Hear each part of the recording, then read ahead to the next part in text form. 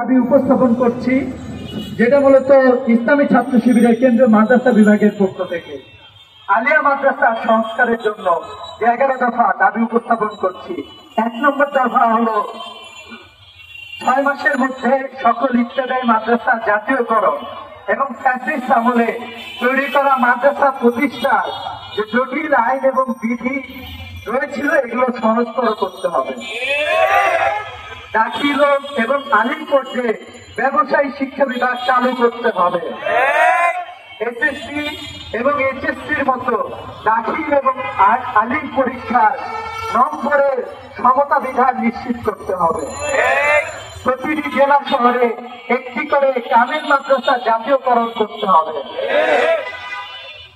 ফাজিল ও কামিল পর্যায়ে নিয়মিত শ্রেণীকক্ষে পাঠদান নিশ্চিত করতে হবে এবং শ্রেণীকক্ষে উপস্থিতির উপর ভিত্তি করে চূড়ান্ত পরীক্ষায় নম্বর নির্ধারণ করতে হবে। পরীক্ষার ফলাফল প্রকাশের 3 মাসের মধ্যে প্রতিষ্ঠানের কাছে সনদ হস্তান্তর করতে হবে।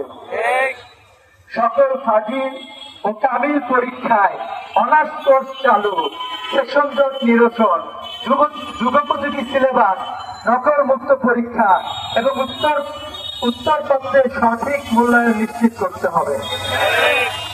অনার্স পর্যায়ে দ্রুত বিষয়ভিত্তিক শিক্ষক নিয়োগ করতে হবে।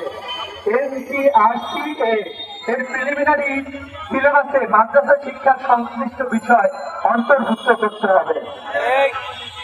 মাদ্রাসা শিক্ষা বোর্ড, মাদ্রাসা মন্ত্রণালয়ের মাদ্রাসা শিক্ষা বিভাগ, ডিজি অফিস এবং ইসলামী আরবি বিশ্ববিদ্যালয়ের কর্মকর্তা ও কর্মচারী নিয়োগে মাদ্রাসা শিক্ষার্থী এবং আরবি ইসলামী স্টাডিজ বিভাগের শিক্ষার্থীদের অগ্রাধিকার প্রদান করতে হবে। শিক্ষকদের প্রশিক্ষণের জন্য মাদ্রাসা শিক্ষক প্রশিক্ষণ ইনস্টিটিউট BMTTI এর আদলে প্রতিটি বিভাগীয় শহরে মাদ্রাসা শিক্ষক প্রশিক্ষণ ইনস্টিটিউট প্রতিষ্ঠা করতে হবে। সকল মাদ্রাসায় কম্পিউটার সায়েন্স ল্যাব, যেখানে বিজ্ঞান বিভাগ চালু আছে, ও উন্নত মানের লাইব্রেরি স্থাপন করতে হবে। পাশাপাশি এসবের কার্যকারিতা নিশ্চিত করতে পর্যাপ্ত অর্থ দেওয়া এবং তদারকি বাড়াতে হবে।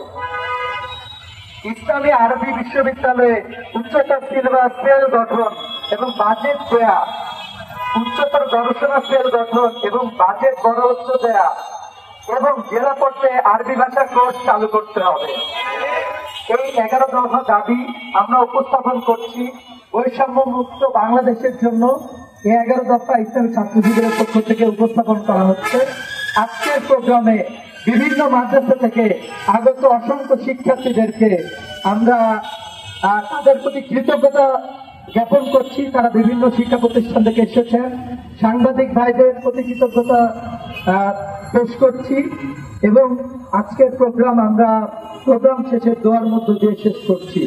সুবহানাকা আল্লাহুম্মা ওয়া বিহামদিকা।